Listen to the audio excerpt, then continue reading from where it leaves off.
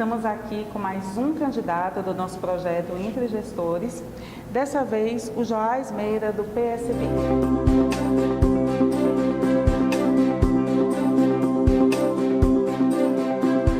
Agradecemos a sua disponibilidade por ter vindo atender nosso convite. E como falamos já anteriormente, explicamos a todos e ao candidato, todas as perguntas foram feitas pelos alunos dos MBAs. E vamos fazer as mesmas perguntas a todos os candidatos para que se gere uma igualdade de condições e a gente possa verificar as respostas de cada um.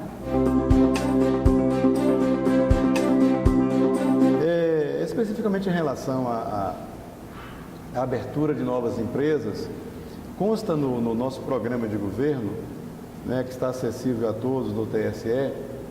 Seria interessante que todos pudessem ter acesso, até para posteriormente, né, quando estivermos lá, a partir de janeiro, vocês nos cobrarem de forma efetiva. Muito bem.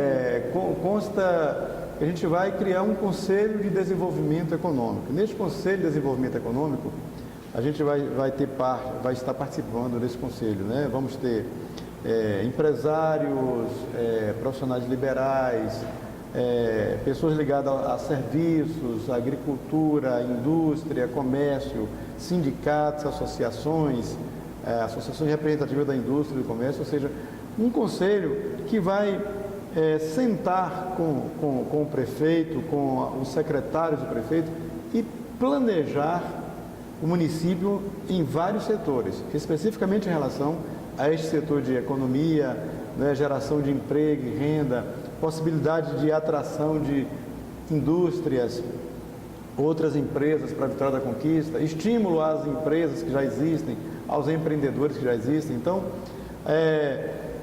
com respeito a essa questão da burocratização, da demora, isso realmente, em algumas situações, tem sido entraves. Enquanto vice-prefeito, eu tive um papel muito atuante junto ao Conselho de Contabilidade, junto à CDL, em um projeto que havia lá, que estava caminhando com uma certa lentidão, e esse projeto ligado direto aos diretores lojistas e também ao sindicato de contabilistas e à prefeitura, para que as pessoas, quando dessem entrada, as empresas, quando dessem entrada na abertura de uma empresa, conseguisse agilizar isso de modo informatizado, né? E isso foi as minhas gestões junto ao prefeito atual e junto à Procuradoria Jurídica do município, nós conseguimos implantar o SIM. Isso aí já está, isso aí desburocratizou bastante, ou seja, a empresa que não precise de uma vistoria da vigilância sanitária, que não precise de uma vistoria do setor ambiental, do IBAMA, de outros setores, né, fiscalizatórios, se ela for empresa simples, ela já, teoricamente, por esse sistema, a pessoa poderia acompanhar isso via internet, informatizado, e ter a abertura da sua empresa mais rapidamente facilitada. Agora, a dificuldade é quando, por exemplo, a empresa que vai depender da vigilância sanitária, que aí são processos que não tem como você suprimir esse processo. Se é uma empresa que vai produzir alimentos, se é uma empresa que vai dar assistência médica. Sim. Então, ali existem situações que não dá, tem que ser cumprido os prazos. O que a gente pode e deve, ou eu creio que no meu projeto de governo a gente vai pedir isso, é celeridade. Sim. Ou seja, rapidez, né? E objetividade. Não tem como a vigilância sanitária vir aqui e faz uma avaliação. Aí, daqui a 15 dias, volta um outro fiscal e pede aquilo que já foi feito, mas eu já fiz. Retrabalho, né? Retrabalho, não. Então, pede coisas que o outro não pediu, por que não pediu de vez? Então, tem que unificar os processos, né? Tem que ser objetivo nesse sentido. Existem também, por exemplo, no caso de indústrias, indústrias que vão produzir resíduos sólidos, resíduos líquidos.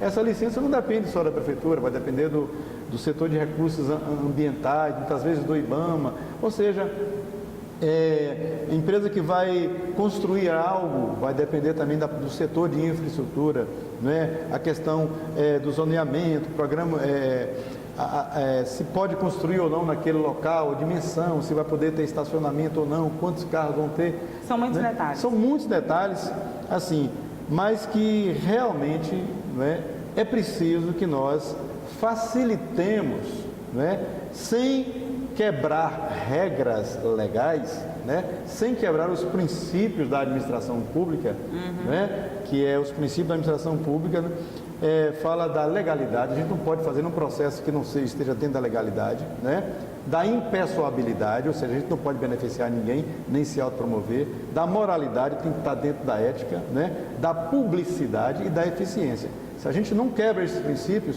a gente pode ser mais ágil e favorecer que empresas venham e que as daqui também tenham rapidez nesta eficiência, né? Então, eu creio que estas críticas, né, uma boa parte delas deve-se aos processos mesmos que exigem essa avaliação, mas em outros casos poderíamos ser mais rápidos. Concordo. E no governo Joás vai ser mais rápido. Que bom.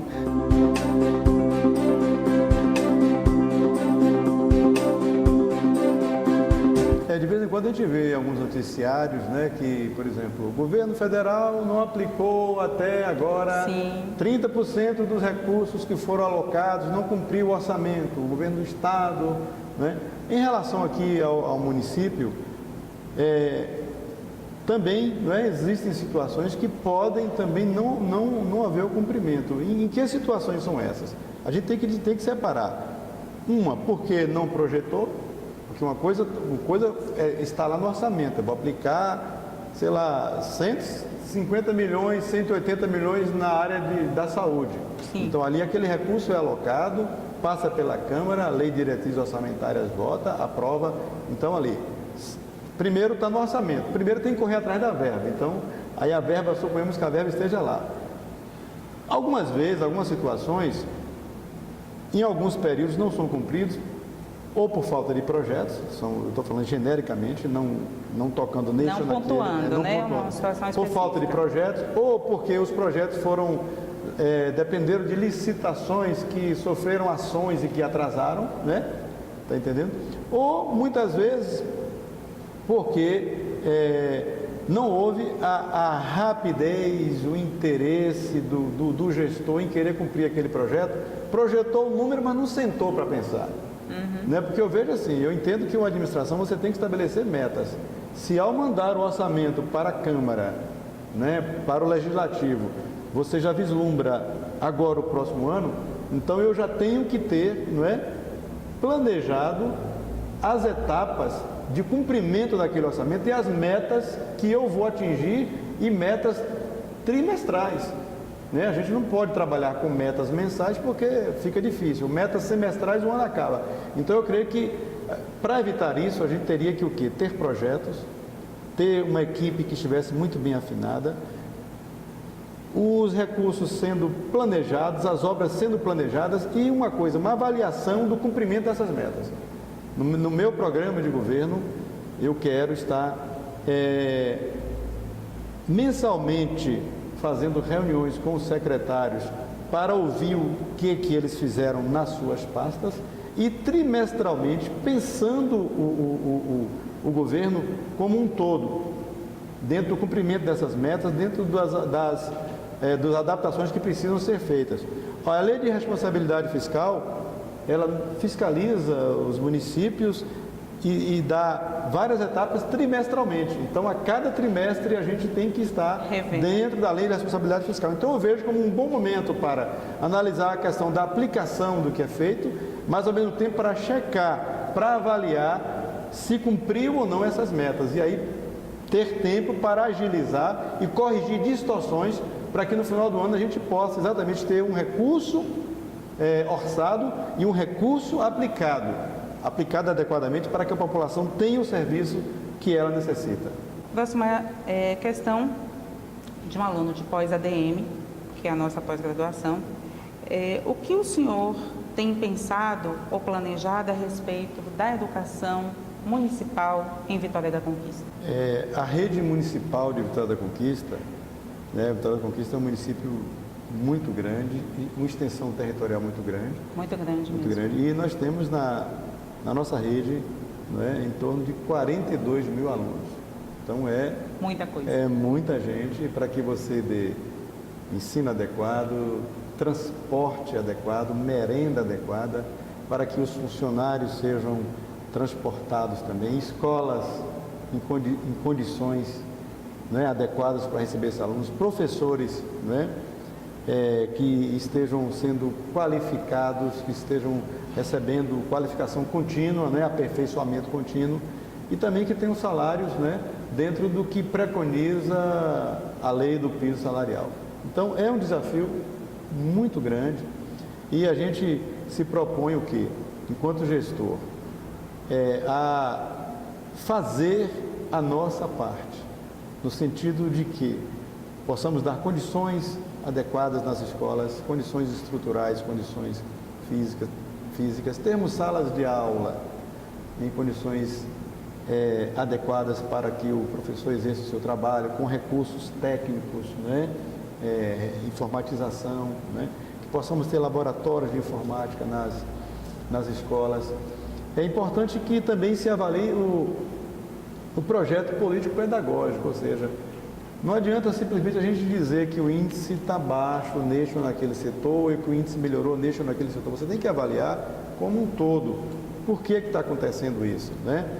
Por que tal aluno não está tendo o aproveitamento que deveria se esperar? Então, a gente tem que parar para sentar, diagnosticar gestores, professores, alunos e família. Trazer a família para dentro da escola, para se avaliar como um todo, se a metodologia do ensino é essa, é adequada.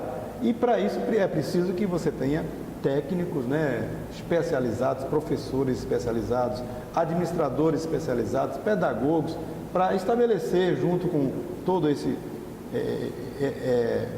esses que eu citei, um processo harmônico, né, um processo sinérgico, em que as forças de cada um, a inteligência de cada um, seja agregada em uma metodologia que seja perfeitamente aplicável ali.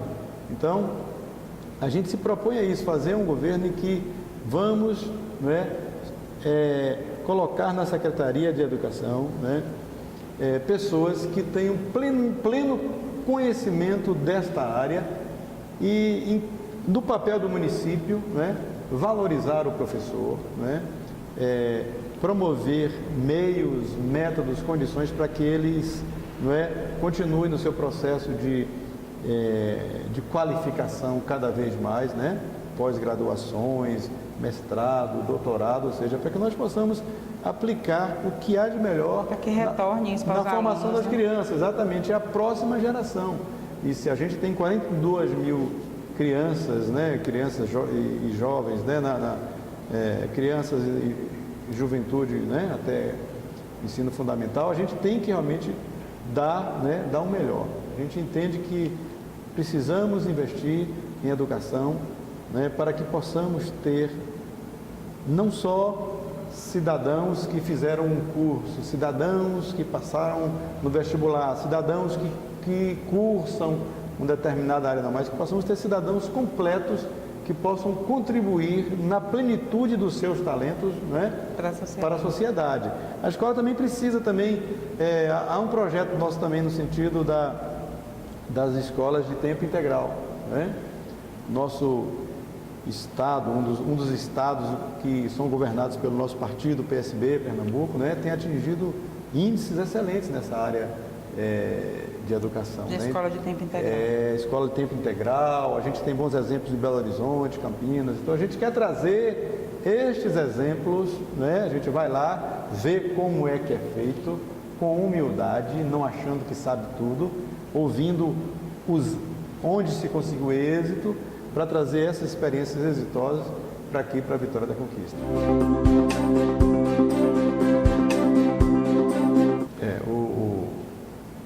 Realmente o PIB gira em torno de serviços, né? Serviços, comércio, muito forte, né? Muito forte, serviços, comércio, agricultura já foi, né? No passado, hoje é o mínimo. Indústria em torno de 10 a 12%, né? Então, a gente, para estimular o agronegócio, é um desafio muito grande, porque Vitória da Conquista tem entre 60% a 70% do seu território no semiárido. Então, Vitória da Conquista não tem muita água de superfície e nem muita água de subsolo.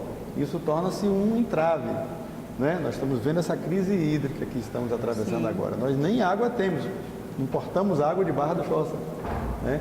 Então, para que a gente possa estimular o agronegócio, a gente tem que, primeiramente, o quê? Ver qual a vocação daquela localidade, né?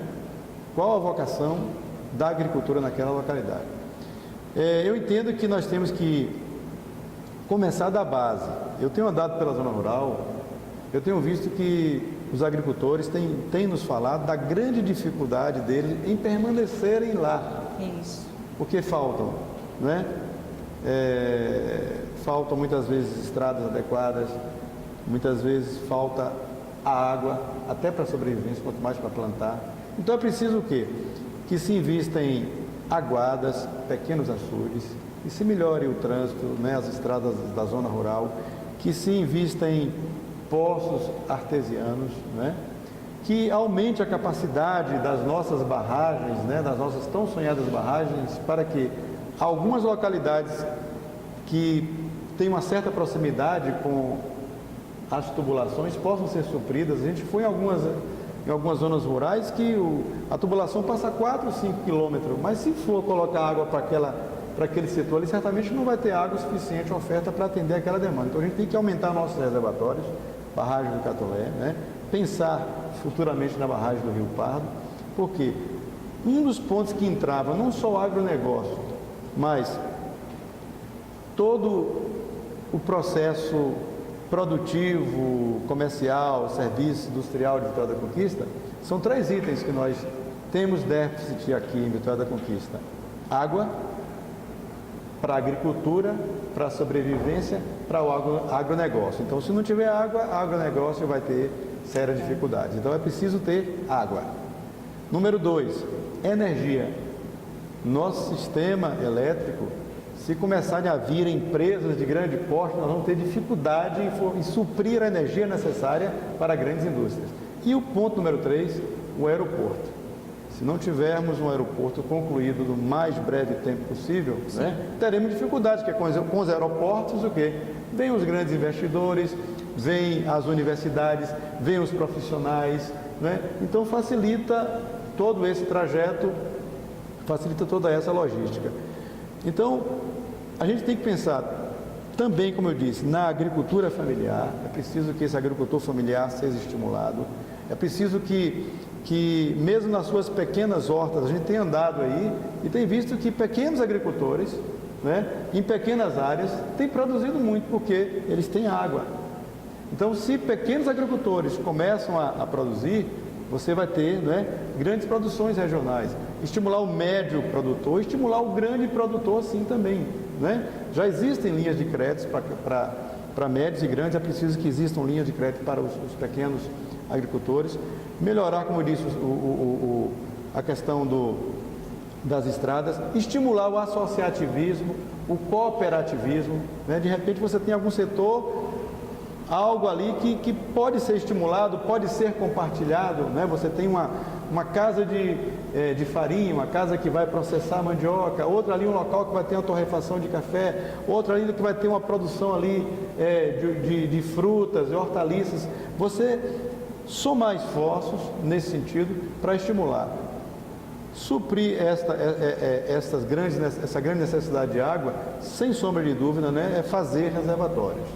Né? Chove pouco, mas quando chove muita água se perde. Então é preciso que se pense nisso aí.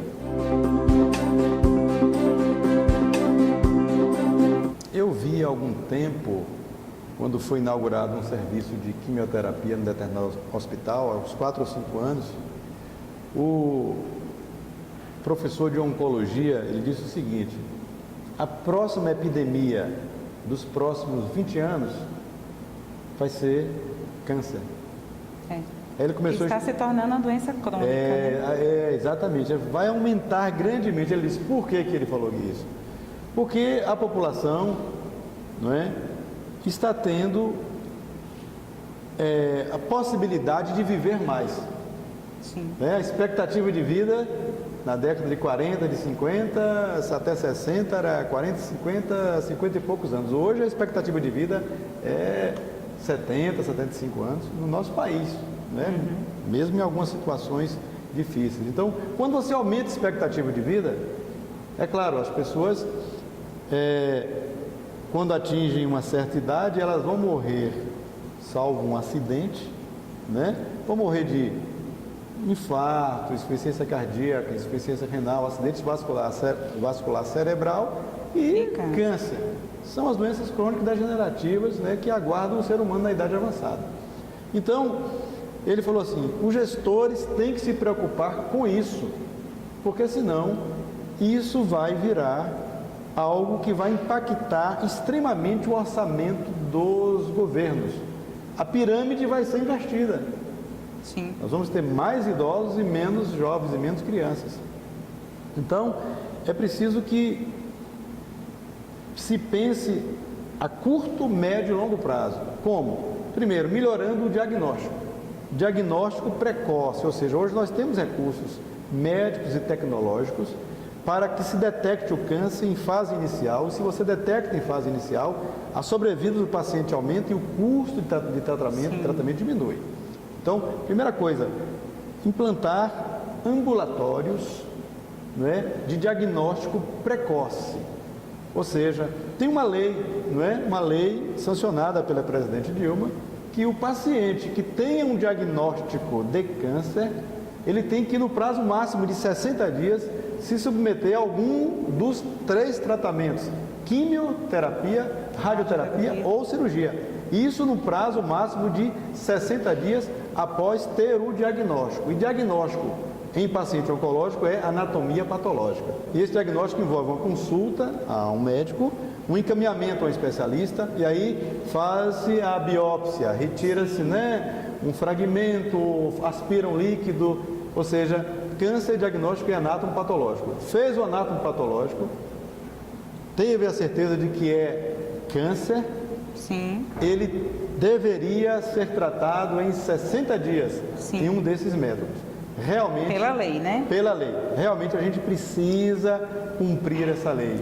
Porque muitas vezes o paciente não tem nem acesso à primeira consulta. Então eu quero, no meu governo, uma proposta aumentar a oferta de consultas, não só na rede básica, mas na rede especializada, dinamizar esta rapidez no diagnóstico, não só para o câncer, mas para outras doenças, né?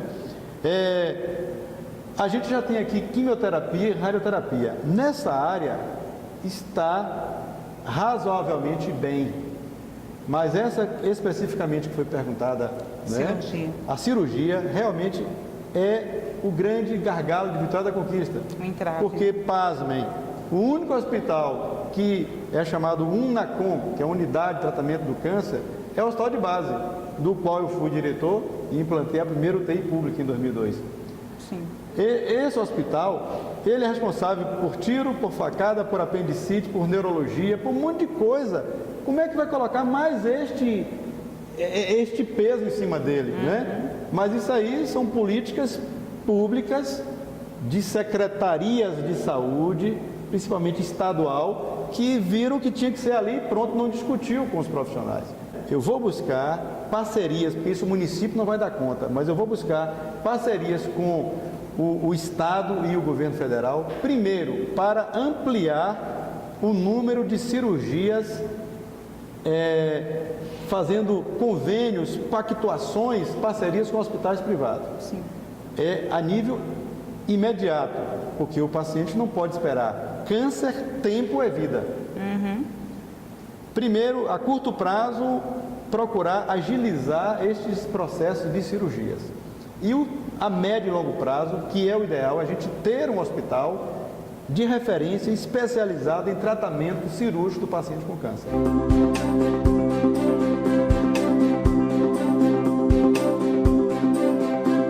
Este problema, essa instabilidade econômica e política que a gente está, este último ano, por exemplo, foi um ano de muita restrição orçamentária, né, em todos os municípios. A gente participou de reuniões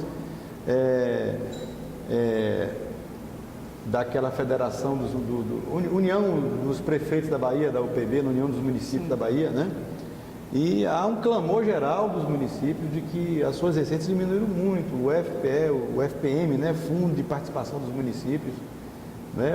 Os cálculos, né? Desceram bastante e os municípios tiveram muita perda de receita. É um problema sério, porque você tem perda de receita no Brasil inteiro, né? No Brasil inteiro, mas a sua folha de pagamento, não é? Faça chuva ou faça sol, a Vitória da Conquista tem que pagar 8 mil funcionários todo mês. Mais de 20 milhões com as obrigações sociais, obrigações, né, previdenciárias. E a receita cai.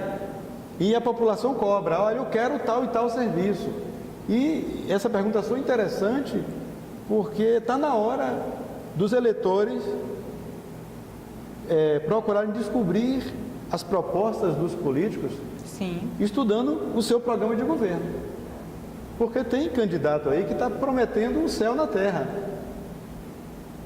para ganhar a eleição. Aí depois que chega lá, fala assim, as restrições. Não, eu já estou dizendo o que é que eu vou fazer. Se você observar no meu programa de governo, eu estou dizendo que, por exemplo, na área da saúde, eu quero aumentar as equipes de saúde da família, porque nós temos um déficit na cidade e na zona rural. Mas como aumentar a equipe de saúde da família se o custo de cada equipe é R$50 mil por mês? E se 80% quem banca é o município? Aí eu vou dizer que eu vou botar 10 equipes no primeiro ano. Aí eu vou acrescentar R$500 mil. Eu vou tirar da onde, se o orçamento já está limitado? Então, o que eu fiz? Eu falei, não, vamos ser, de acordo com as receitas, vamos colocar 3 equipes no primeiro ano, 3 no segundo e assim por diante. A gente ia ali controlando, tira um gasto daqui, administra outro dali, aumenta a receita dali. Então a gente tem que pensar o município de forma global, sem falsas promessas. Como eu disse, tem que ser vencidos os 3 primeiros desafios. Se não forem vencidos os desafios da água, da energia e do aeroporto, dificilmente a gente vai deslanchar e vai continuar com a indústria, né, regular, né, caminhando, mas sem grandes avanços, né, na geração de empregos. É preciso descobrir a vocação. A vocação. Qual a vocação industrial de Vitória da Conquista? Para fazer isso é preciso fazer diagnóstico, é preciso fazer estudo, é preciso chamar o quê? Abrir o governo para ouvir, é naquele Conselho de Desenvolvimento Econômico que eu disse que vou implantar, que a gente vai discutir qual a vocação industrial de Vitória da Conquista, né? A gente o quê? Vai investir na indústria de móveis, a movelaria tem essa inclinação, indústria de peças. Para onde é que a gente vai? A gente vai investir na mineração. A gente tem muita mineração aqui ao redor, né? A gente vai investir na indústria têxtil, a indústria alimentícia. Eu creio que poderíamos sim investir na indústria alimentícia. A gente tem muita produção ao redor, né? Então é preciso se estudar com gestores, universidades, faculdades, instituições que pensam Estamos a à cidade. disposição. Com vocês, estaremos abertos a vocês e convidaremos para também darem a sua opinião, porque fazendo isso, você vai simplesmente eu penso que o gestor não tem que gerir a cidade com a cabeça dele. Não dá para uma pessoa sozinha gerir. Sim. Ele vai ser o que vai dar a canetada final e vai ser responsabilizado por isso. Mas ele precisa ouvir os conselheiros, né? Eu gosto muito de um provérbio bíblico que diz que na multidão dos conselheiros há sabedoria. Então, quando a gente ouve muito, a gente tem maior probabilidade de acertar. Então, eu vejo que a indústria, claro, vai precisar ser estimulada, né? Agora, assim, não a indústria predatória. O que eu chamo de indústria predatória, né? Aquele tipo de empresa que vem muitas vezes do exterior, ou vem daqui do Brasil mesmo, ou é uma multinacional, que chega em determinada cidade, né? Não vou nem citar a cidade para não dizer que eu estou direcionando para ninguém, em determinada cidade do Brasil, e acontece isso muito no Brasil, ele vem, se instala, ele é do polo calçadista, do polo têxtil, qualquer que seja o polo, aí ele vai, recebe isenção por não sei quantos anos de impostos, enquanto o que está aqui na terra não recebe isenção nenhuma. Sim. Ele recebe isenção de ISS, isenção disso, isenção daquilo, e muitas vezes pede terreno, recebe área pública do governo municipal ou estadual, enquanto que o daqui teve que comprar o seu terreno. E depois que ele implantou, ele desarmou as suas máquinas que haviam em determinada cidade, que quando acabou a isenção de 10 anos, ele pega as máquinas, desarma e vem para outra cidade. Tem acontecido isso muito no Brasil. Aí ele suga, exaure o trabalhador, exaure os recursos, e quando vence o prazo da isenção dos impostos, ele vai e desarma as máquinas, o circo, e vai para outro local. Então esse tipo de indústria predatória a gente não quer. Existem medidas que têm que ser feitas a nível de curto prazo, a nível de médio e a nível de longo, né?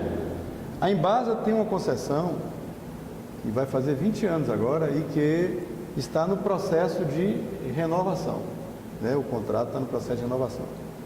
É preciso que nesse contrato de renovação esteja previsto, né, tudo isso que foi falado, uma gestão adequada, tubulações adequadas, evitar o desperdício, um processo de distribuição adequado que contemple toda a cidade e principalmente a ampliação da rede que não foi previsto nesse de 20 anos atrás.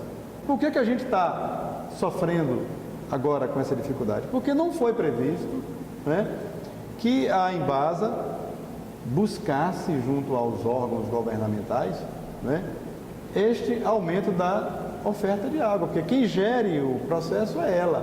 É claro que cabe ao município cobrar, sim, e acompanhar, mas quem tem a gestão é a Embasa. Então eu concordo que nesse próximo contrato, e esse é um bom momento, né, para a gente rever essas situações. Então eu creio que realmente não é só construir, é construir a barragem, conscientizar e cobrar que essa empresa, a Embasa ou outra que vier a sucedê-la, né, seja capaz de verificar tudo isso, evitar o desperdício.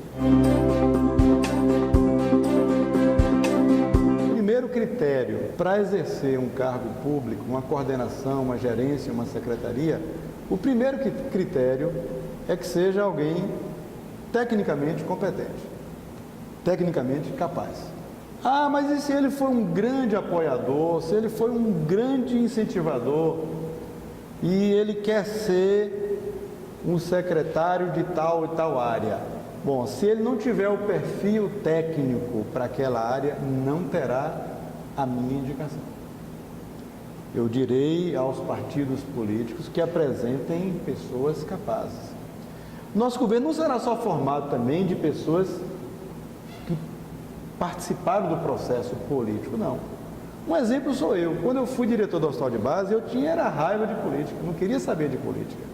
Tanto é que quando eu fui encaminhado, eu falei assim, isso aqui não está vinculado a nenhum apoio partidário. Falaram, não, eu quero você como técnico. Então eu fui, administrei e aí, alguns anos depois, resolvi adentrar na área política. Então, ou seja, a gente pode ter fora da política pessoas capazes, mas a gente pode ter dentro da política pessoas capazes. Então a gente vai procurar equilibrar isso, porque se também você pensar com pessoas que, se você colocar no seu governo somente pessoas que são tecnicamente capazes, mas que nunca tiveram a militância política com você, você não vai ter também a interação necessária. Então eu creio que o ideal é o quê?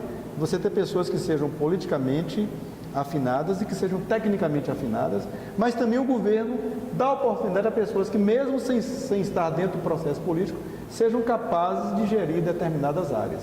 Meu governo vai estar aberto a isso, sim. Outra coisa, nós vamos, como eu disse, criar o Conselho de Transparência e Combate à Corrupção e nós vamos exigir que todo detentor de cargo público apresente um atestado de que é ficha limpa, de que não está envolvido em nenhum tipo de corrupção e que todo, coordenador, gerente ou secretário, assim como o prefeito e o vice fazem a sua declaração de bens ao TRE, sim, que ele apresente a sua declaração de bens também no ato da assinatura do seu posto, da sua indicação e que isso seja publicado no Diário Oficial. Então a gente quer com isso o quê?